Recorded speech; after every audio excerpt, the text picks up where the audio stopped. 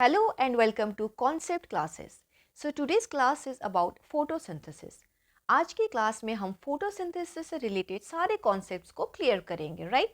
So let us begin. As we know, plants ही इकलौते ऐसे लिविंग ऑर्गेनिज्म हैं जो अपना फूड खुद ही मैन्युफैक्चर करते हैं और इसी प्रोसेस को ही हम बोलते हैं photosynthesis. So photo means light and synthesis is to make something, कुछ बनाना. प्लांट्स लाइट एनर्जी जो कि वो सन से लेते हैं उसको यूटिलाइज करके अपने लिए फूड मैन्युफैक्चर करते हैं. तो अब क्वेश्चन ये है कि फोटोसिंथेसिस का प्रोसेस प्लांट के किस पार्ट में होता है. So the answer is leaves. So ये जो प्रोसेस है ना पूरा, ये होता है लीव्स के अंदर. मोस्ट स्पेसिफिकली लीव्स के अंदर एक सब सेल्यूलर स्ट्रक्चर है जिसको हम बोलते हैं क्लोरोप्लास्ट, और इन्हीं क्लोरोप्लास्ट के अंदर होते हैं ग्रीन पिगमेंट्स जिसको हम बोलते हैं क्लोरोफिल. तो ये क्लोरोफिल लाइट को एब्जॉर्ब कर सकते हैं और इसी लाइट एनर्जी के हेल्प से ये कन्वर्ट करते हैं carbon dioxide and water molecules को ग्लूकोज एंड ऑक्सीजन में. तो इस इक्वेशन को हम केमिकल सिंबल्स यूज करके भी लिख सकते हैं. 6 मॉलिक्यूल्स ऑफ कार्बन डाइऑक्साइड जब कंबाइन होंगे विद 6 मॉलिक्यूल्स ऑफ वाटर तो ये प्रोड्यूस करेंगे one single molecule of glucose, and इस प्रोसेस में ये रिलीज करते हैं 6 मॉलिक्यूल्स ऑफ ऑक्सीजन, राइट. सो इस रिएक्शन लाइन पे हमने मेंशन किया है लाइट, क्योंकि ये जो पूरा रिएक्शन है ये लाइट एनर्जी के प्रेजेंस में ही होता है. सो इस पूरे प्रोसेस में प्लांट्स की 3 एक्सटर्नल रिक्वायरमेंट्स होती हैं. Number 1 is light, number 2 is carbon dioxide and number 3 is water. तो सबसे पहले हम देखते हैं लाइट सोर्स. तो यहाँ पे लाइट सोर्स है हमारा सन.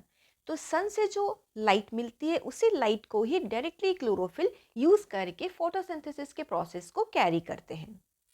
फोटोसिंथेसिस एक एंडोथर्मिक रिएक्शन है, क्योंकि जब कभी भी सराउंडिंग एनर्जी हेल्प करते हैं किसी भी रिएक्शन को प्रोसीड करने में तो इसे हम बोलते हैं एंडोथर्मिक रिएक्शन.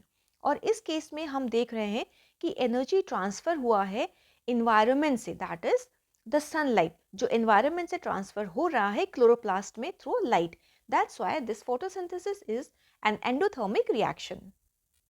सेकेंड रिक्वायरमेंट है कार्बन डाइऑक्साइड जो कि एयर में प्रेजेंट होता है, और ये कार्बन डाइऑक्साइड मॉलिक्यूल डिफ्यूज होते हैं into the leaves through a specific structure जिसको हम बोलते हैं स्टोमेटा.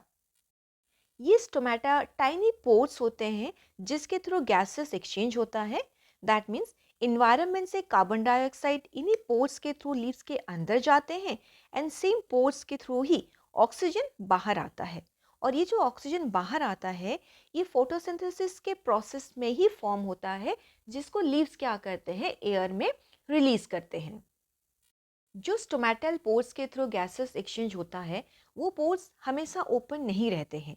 स्टोमेटा एक्चुअली क्या होते हैं, गार्ड सेल से सराउंडेड होते हैं, और यही गार्ड सेल्स इस स्टोमेटल पोर के ओपनिंग एंड क्लोजिंग को कंट्रोल करते हैं. बिकॉज स्टोमेटल पोर्स हमेशा ओपन नहीं होते हैं, वो सिर्फ उसी टाइम पे ओपन होते हैं जब फोटोसिंथेसिस होती है और गैसेस एक्सचेंज होना होता है, right. So the third requirement is water.